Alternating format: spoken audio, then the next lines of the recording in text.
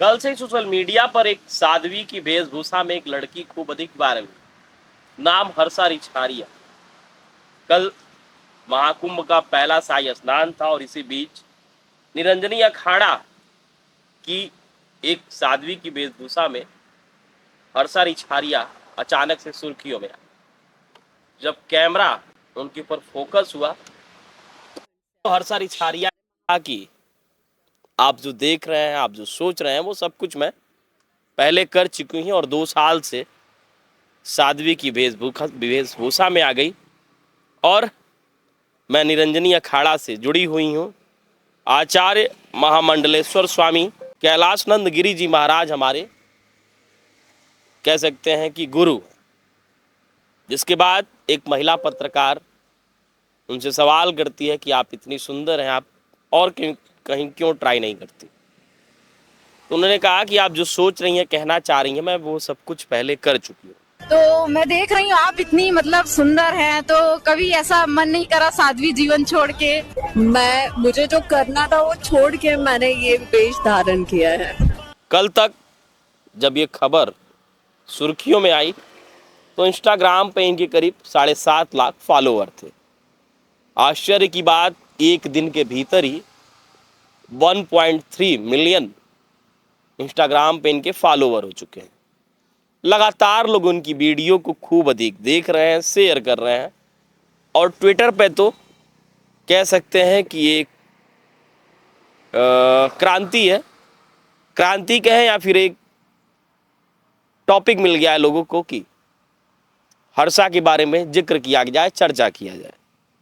जिसके बाद हर्षा को फिर अपनी एक सफाई के रूप में वीडियो पेश करना पड़ा और उन्होंने कहा कि मैं कोई साध्वी नहीं हूँ, मैं बस सनातन की शिक्षा को, सनातन धर्म के बारे में जानने का प्रयास कर रही हूँ। ये जो मेरा वस्त्र है, इस वस्त्र को देख के आप लोग ये मत समझिए कि मैं कोई साध्वी हूँ।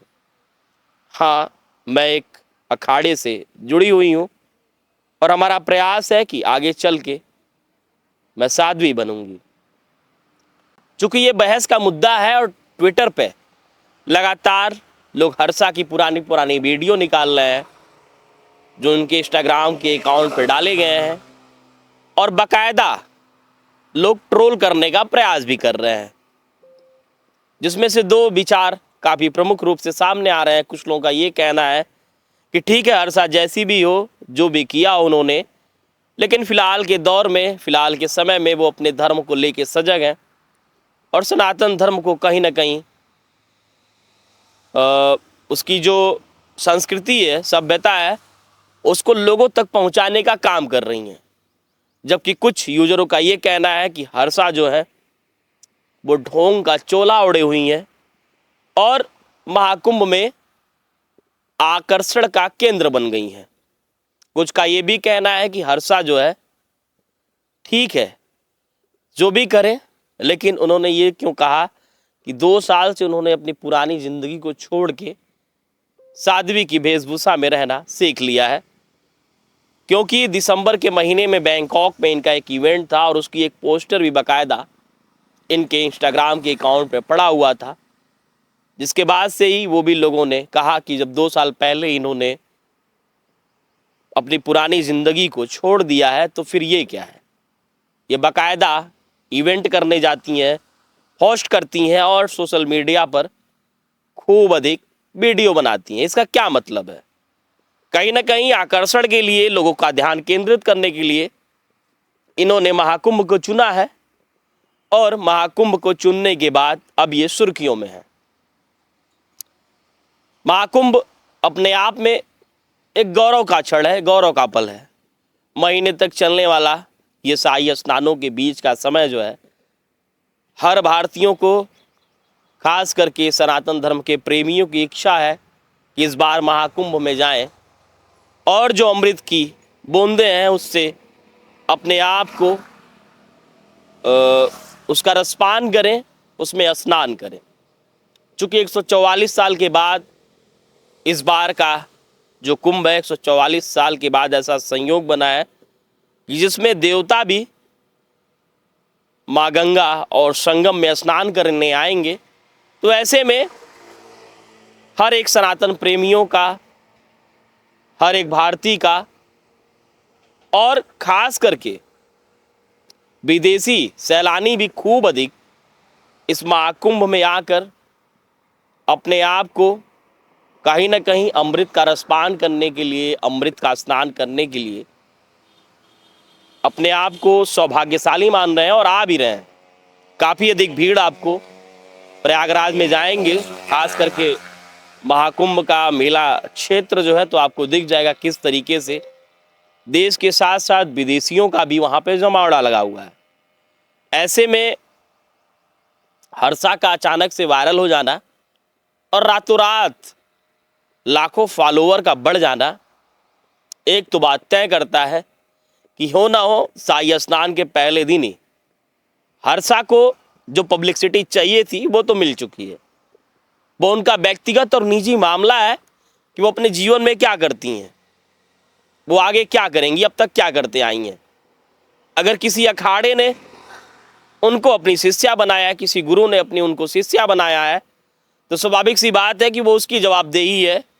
वो अखाड़ा तय करेगा कि हर्षा उनकी शिष्या रहेंगी या फिर नहीं रहेंगी।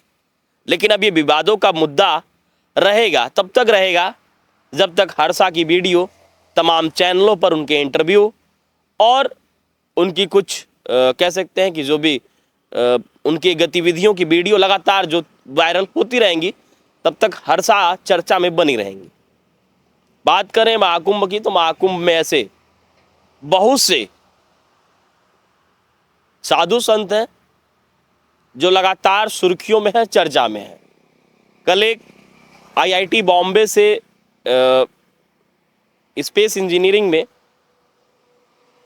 बीटेक किए हुए एक अभय सिंह की वीडियो अचानक से वायरल होती है। न्यूज़ 18 के पत्रकार उनसे पूछते हैं कि आप बातचीत में काफ़ी पढ़े लिखे लग रहे हैं, तो अभय सिंह कहते हैं कि मैं 2008 का ही आईआईटी बॉम्बे से बीटेक किया हूं और मेरा जो ट्रेड था वो स्पेस इंजीनियरिंग का था।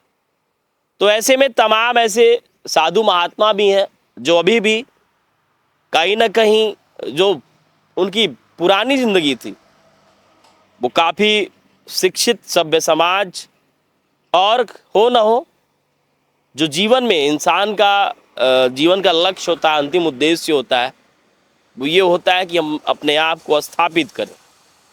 तो वो सब कुछ स्थापित करने के बाद भी अंत में लोग सनातन अपने धर्म की शरण में आ गए हैं। ऐसे तमाम लोग हैं, अभी बहुत से लोग और महीने भर के अंदर आपको देखने को मिलेंगे, अभी वो आएंगे।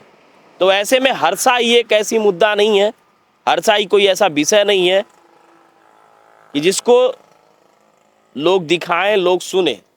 हर्षा रिछारिया वायरल हो गई हैं, तो स्वाभाविक सी बात है उनके बारे में लोग जानना चाहेंगे, देखना चाहेंगे।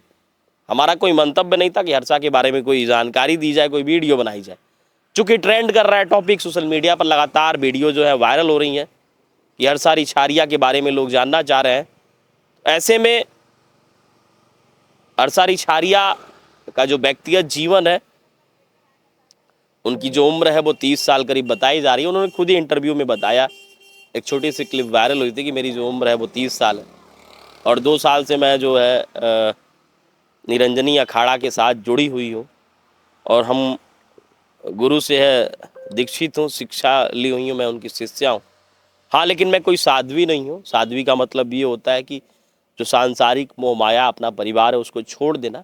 तो हर्षा ने खुद भी स्वीकार नहीं किया। हाँ, परसों कल तक उन्होंने स्वीकार किया था, कल या फिर यूँ कहीं परसों उन्होंने स्वीकार किया था। ये बोला था कि मैं 2 साल पहले तक मेरी जो ज़िंदगी थी वो अलग थी, लेकिन मैं 2 साल से साध्वी बन चुकी हूँ। कल उन्होंने फिर बयान दिया, जब ये उनकी वीडियो वायरल होनी शुरू हुई तो उन्होंने फिर कल बयान दिया कि मैं अभी कोई साध्वी नहीं हूँ, मैं शिष्या हूँ, बस गुरु से शिक्षा ली हूँ। साध्वी का मतलब है कि घर परिवार को त्याग देना। उन्होंने अभी कोई अपना घर परिवार नहीं त्यागा है। उनका जो प्रोफेशन पहले था, समय समय पे उस प्रोफेशन पे भी जब लोग कहीं बुलाते हैं तो वो जाती हैं, बाकायदा होस्ट करती हैं। एज एंकर भी उन्होंने काम किया हुआ है, रहने वाले उत्तराखंड की हैं। तो ऐसे में अब हर्षा रिछारिया ही कोई महाकुंभ की एक टॉपिक नहीं है, कोई मुद्दा नहीं है। ऐसे तमाम महात्मा हैं, साधु संत हैं जो अभी भी लोगों की नज़र से, लोगों की पहुंच से दूर है। और हमारा ये प्रयास होना चाहिए कि हम उन ऐसे साधु महात्माओं को आप लोगों के बीच लेकर आए, दिखाएं कि जो सच में अपने जीवन में वो सब कुछ हासिल किए जो एक मनुष्य की चाहत होती है, उसके बाद भी आज वो सब कुछ त्याग करके अपने धर्म के लिए तपस्यालीन है। और अभय सिंह का जो इंटरव्यू था उसमें बड़ा एक ज्ञानवर्धक बात उन्होंने कहा कि अंत यही है, जीवन का अंतिम उद्देश्य यही है। ज्ञान जितना प्राप्त होगा अंत में इंसान वही आएगा। लगातार हम एक स्लोगन भी पढ़ते आते हैं, सुना भी है कि ये जो संसार है वो मोह माया है, जीवन का अंतिम उद्देश्य ईश्वर की प्राप्ति है। वही बात अभय सिंह ने भी कही। खैर, लगातार महाकुंभ से जुड़ी हुई जो भी अपडेट है मैं आप लोगों तक सुनाता रहूँगा, बताता रहूँगा। और हमारी कोशिश रहेगी कि महाकुंभ के बीच भी जाकर जो ऐसे साधु महात्मा हैं जो अभी भी लोगों की पहुंच से दूर हैं, उनको आप तक लेकर आऊं, उनकी क्या कुछ कहानी है वो आप लोगों तक अपने चैनल के माध्यम से बताऊं। हमारे सभी अरबाज के साथ मैं आशीष शुक्ला, वोकल टीवी, रायपुर, छत्तीसगढ़।